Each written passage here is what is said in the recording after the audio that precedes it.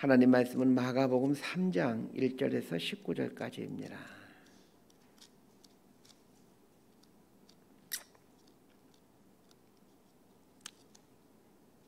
마가복음 3장 1절에서 19절까지 말씀 번갈아 가며 읽습니다. 제가 먼저 읽겠습니다. 예수께서 다시 회당에 들어가시니 한쪽 손 마른 사람이 거기 있는지라.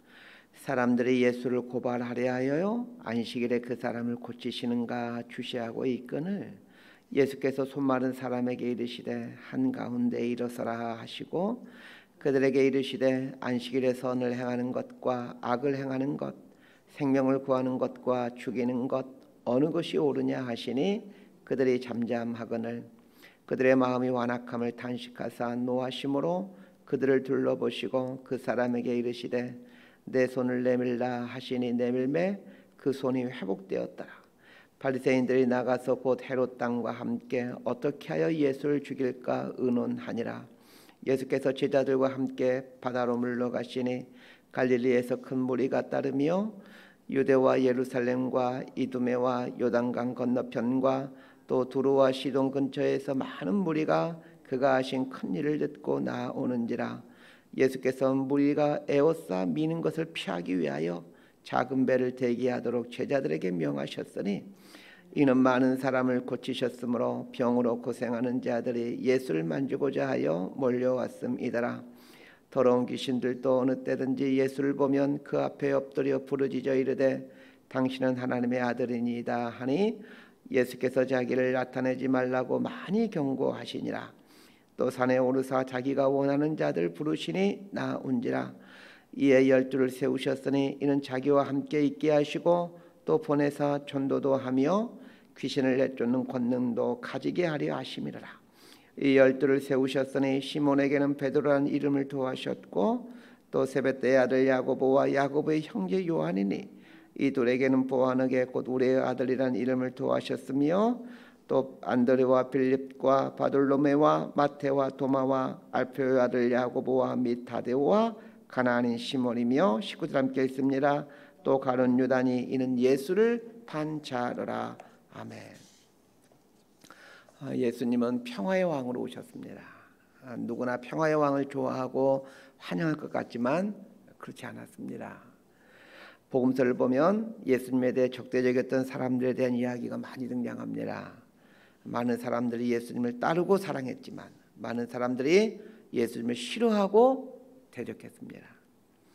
예수님을 따르고 사랑했던 사람들의 부류는 멸시받는 사람들이거나 죄인들이었습니다. 반면에 예수님을 대적했던 사람들은 종교인들이었습니다. 참으로 이상합니다. 예수님을 가장 잘 따르고 온전히 사랑할 것처럼 보이는 사람들은 예수님을 죽이려 했고 예수님을 거부하고 싫어할 것만 같은 사람들은 예수님을 따르고 사랑했다는 것입니다. 이것은 예수님이 이 종교인들이 기대하고 있던 모양으로 오셨던 분이 아니기 때문에 그렇습니다. 예수님은 말씀이십니다. 구약성경의 핵심은 장차 오실 메시아에 대한 이야기입니다. 그래서 구약성경을 간단하게 얘기하면 오실 예수이고 신약성경은 오신 예수입니다. 그런데 아이러니한 것은 구약성경을 생명처럼 여기고 일평생 구약성경을 연구하고 가르쳐온 사람들이 막상 구약성경에서 예언하고 있는 메시아가 오자 메시아를 대적했다라는 것입니다. 신앙의 아이러니이죠. 예수님을 대적했던 사람들은 하나같이 율법을 생명처럼 여기는 사람들이었습니다. 예수님을 대적했던 사람들이 예수님과 갈등을 겪었던 근본적인 이유는 율법 때문입니다. 예수님이 율법을 어겼다라는 것입니다. 율법을 자꾸 무너뜨린다라는 것입니다. 그러나 예수님은 율법을 완성하신 분이십니다. 율법을 완성하러 오신 분에게 율법을 어겼다고 하면서 예수님과 정면으로 대치했습니다. 그런데 이것은 예수님 시대에만 해당되는 것이 아닙니다. 기독교 역사를 잘 보면 반교회적이고 반성경적인 사람들은 늘 언제나 종교인들이었습니다. 어제 본문에서 금식에 대한 논쟁과 안식일에 대한 논쟁을 다루고 있었습니다. 오늘 본문도 안식일에 병을 고친 것을 엿고 예수님과 종교 지도자들이 갈등을 빚는 내용이 나옵니다. 자, 1절에서 6절까지 말씀 함께 읽습니다. 시작. 예수께서 다시 회당에 들어가시니 한쪽 손 많은 사람이 거기 있는지라. 사람들이 예수를 고발하려 하여 안식일에 그 사람을 고치시는가 주시하고 있거늘 예수께서 손 많은 사람에게 이르시되 한가운데 일어서라 하시고 그들에게 이르시되 안식일에 선을 행하는 것과 악을 행하는 것, 생명을 구하는 것과 죽이는 것 어느 것이 옳으냐 하시니 그들이 잠잠하거늘 그들의 마음이 완악함을 탄식하사 노하심으로 그들을 둘러보시고 그 사람에게 이르시되 내 손을 내밀라 하시니 내밀매 그 손이 회복되었더라. 바리새인들이 나가서 곧 헤롯 당과 함께 어떻게 하여 예수를 죽일까 의논하니라. 예수님께서 안식일에 회당에 들어오십니다. 안식일이 되면 회당에서는 말씀이 선포되고 또 하나님께 올려드리는 예배가 드려집니다. 예수님도 안식일이 되어 회당 안으로 들어와 예배를 드리고자 합니다. 그런데 회당 안에 손 많은 사람인 이 중풍병자가 있는 겁니다. 그런데 2절을 보면 아주 재미있는 일이 일어납니다. 사람들이 예수를 고발하려 하여 안식일에 그 사람을 고치시는가 주시하고 있거늘 이렇게 말하고 있습니다. 예수님은 안식일에 회당 안에 들어와서 이 중풍병자의 고통을 보고 계셨습니다. 그러나 사람들은 안식일에 회당 안에 들어와 예수님을 고발하려고 하는 데에 마음이 가 있습니다. 어디 마음이 가 있느냐가 중요합니다. 안식일이라는 거룩한 시간에 회당이라는 거룩한 공간에 있는 것이 중요한 것이 아닙니다. 그런 걸 중요하게 여기고 있다면 그건 그냥 종교인인 거죠. 어떤 마음을 갖고 사느냐가 중요합니다. 누군가를 정죄하고 끌어내리려고 하는 마음을 갖고 있다면 그가 있는 곳이 아무리 거룩한 곳이라 할지라도 아무리 거룩한 의식을 행하는 시간에 참여하고 있다 할지라도 그 사람은 하나님으로부터 아주 멀리 떨어져 있는 사람입니다. 주일에 교회에 오면서 누군가를 끌어내리려고 하고 누군가를 공격하려고 하고 교회에 온다면 그 사람에게 있어서 주일은 누군가를 살인하는 날이요. 그 사람에 있어서 교회라는 공간은 살인하는 장소가 됩니다. 5절을 보면 그들의 마음이 완악함을 탄식하사 이렇게 말하고 있습니다. 예수님은 이 사람들의 마음에 완악함을 탄식하셨습니다. 안식일이라는 거룩한 시간 속에 있음에도 회당이라는 거룩한 장소에 있음에도 완악한 마음을 갖고 있는 그들을 보면서 예수님은 탄식하셨습니다. 이 말씀을 묵상하면서 오늘날 이 땅의 교회에 대해서 혹은 내 자신에 대해서 예수님이 혹시 이런 마음을 갖고 있는 건 아닐까 생각해 보게 되길 바랍니다. 그러면 회당에 있던 사람들이 어떠하였기에 예수님은 탄식하고 노하셨던 것일까요? 이 사람들은 예수님이 안식일을 지키나 지키지 않나를 보고 있는 사람들이었습니다. 안식일의 근본 정신은 사랑입니다. 하나님께서 사람에게 안식일을 주신 것은 사람을 사랑하셨기 때문입니다. 그러기에 안식일의 근본 정신은 사랑입니다. 그런데 오늘 본문에 나오는 사람들은 안식일을 보면서 사랑과는 거리가 먼 어떻게 하면 다른 사람을 정죄할까에 마음을 두고 있는 사람들이었습니다. 법을 지키느냐 지키지 못하는 것보다 더 중요한 것은 사랑하느냐입니다. 다른 사람을 정죄하려고 하는 이면에는 나는 너보다 낫다, 나는 너보다 도덕적으로 우위에 있다라는 것을 드러내고자 하는 교만 때문입니다. 반면에 사랑하고자 하는 마음의 이면에는 겸손이 잘 잡고 있습니다. 신앙은 하나님 앞으로 나오는 삶입니다. 하나님 앞에 나와 겸손을 배워가고 그래야 하나님의 마음을 회복해가는 것이 이 신앙의 핵심입니다.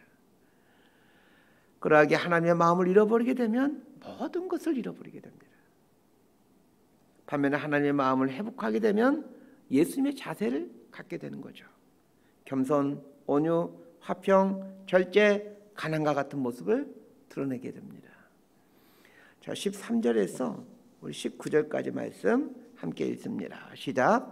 또 산에 오르사 자기가 원하는 자들 부르시니 나아온지라.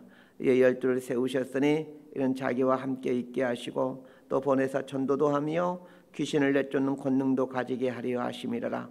이 12를 세우셨으니 시몬에게는 베드로라는 이름을 더하셨고 또 세베대의 아들 야고보와 야고보의 형제 요한이니 이 둘에게는 보아너게 곧 우레의 아들이란 이름을 더하셨으며 또 안드레와 필립과 바돌로메와 마테와 도마와 알페의 아들 야고보와 및 다데오와 가나나인 시몬이며 또 가룟 유다는 이는 예수를 판 자더라. 제자를 선택하시는 장면입니다.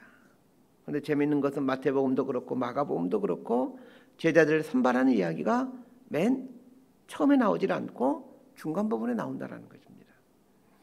우리 생각으로는 예수님께서 공생을 시작하시자마자 제자들을 선택해서 데리고 다녔을 것으로 그렇게 생각되어집니다. 그런데 성경은 예수님이 여러 가지 기적을 행하심으로 많은 사람들이 예수님을 따르게 된 이후에 제자들을 선발한 이야기를 기록하고 있더라는 것입니다. 이거는 예수님을 따르는 사람들이 12제자들만 있었던 것이 아니라 적지 않은 사람들이 예수님을 따르고 있었음을 말해줍니다. 그러니까 12제자를 선발하기 전부터 많은 사람들이 예수님을 따르고 있었습니다.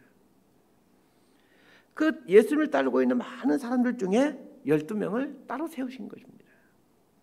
그렇다면 12제자가 확정되기 전에는 주님을 따르고 있는 모든 사람들에게 12제자로 선발될 수 있는 기회가 주어졌다는 것을 알게 됩니다. 그런데 예수님께서 선택하신 이 12제자를 보면 깜짝 놀라지 않을 수 없습니다. 왜냐하면 그들 중에 대부분은 그 위대한 스승의 제자로 선택받기에는 턱없이 부족한 사람들이었기 때문입니다. 오히려 예수님의 제자라고 하기에는 전혀 어울리지 않을 것 같은 사람들이 12제자로 선택받은 사람들입니다. 제자가 될 대상자들이 없어서 겨우 12제자를 구했다라면 뭐 좀 이해가 되겠지만 예수님을 따르고 있는 사람들은 지금 수도 없이 많습니다. 그럼 그 중에서 탁월한 사람들 12사람을 제자로 뽑아야 되는 것이 맞는 것 아니겠습니까? 예수님이 선택한 12제자를 보면 쉽게 이해가 되질 않습니다. 많이 배우지 못한 사람들이고 성격이 좋은 사람들도 아닙니다. 평범한 사람들보다 더 못한 사람들이 예수님께서 선택한 12제자입니다. 그런데 놀라운 사실은 이들을 통해서 인류 최초의 예루살렘 교회가 생겨나게 되었고 이들을 통해서 기독교 복음이 확산되어 지금에 이르렀다는 것입니다. 12제자의 출발은 너무나도 미약했습니다. 그러나 그 나중은 너무나도 위대했고 그들의 위대함은 2000년 지난 지금까지도 계속되고 있습니다. 12제자가 예수님의 제자로 선택받을 수 있었던 이유는 그들이 너무나도 부족함이 많은 사람들이기 때문입니다. 너무나도 부족함, 너무나도 자격 없음, 이것이 예수님의 제자로 선택받을 수 있는 아주 중요한 조건이었습니다. 예수님의 제자가 될 수 있는 중요한 조건은 부족함이 많은 것입니다. 잘난 사람은 예수님의 제자가 될 가능성이 아주 희박합니다. 그래서 오늘 본문을 보시면서 자신이 부족함이 많은 사람이라고 생각하는 사람은 내가 예수님의 제자가 될 자격이 있는 사람이구나 이렇게 생각하시면 될 것 같습니다. 그런데 예수님의 제자들이 하나같이 부족하고 무식한 사람들이었지만 예수님과 3년을 함께 지내면서 변했다라는 것입니다. 그것도 세상이 감당치 못하는 사람들로 변했다라는 것입니다. 반면에 만약에 예수님께서 정말 훌륭한 사람들, 탁월한 사람들을 제자로 선택했다라면 그들이 세상을 변화시킬 수 있을까? 우리는 궁금증을 자아내게 됩니다. 변변치 못한 사람들이 세상이 감당치 못하는 사람들로 변하게 된 비결이 있다면 끝까지 예수님 곁에 머무는 것입니다. 이건 우리에게 많은 통찰을 줍니다. 우리 역시 예수님 곁에 머물러서 예수님과 함께 하루를 살아간다면 우리 역시 변하게 된다는 것입니다. 이 목회를 하다 보면 어떤 성도들은 예수 믿고 변화가 되는 걸 보게 되는데 어떤 성도들은 수십 년 교회에 다녀도 변화가 되지 않는 것을 보게 됩니다. 더 고집세지고 더 완악해지고 갈수록 더 강팍해져 가는 그런 모습들을 보곤 합니다. 변화가 있는 사람과 변화되지 않는 사람의 가장 큰 차이는 하나입니다. 예수님과 동행하느냐입니다.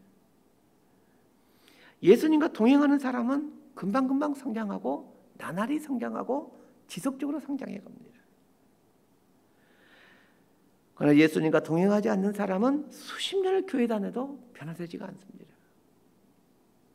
그런데 잘 생각해 봅시다.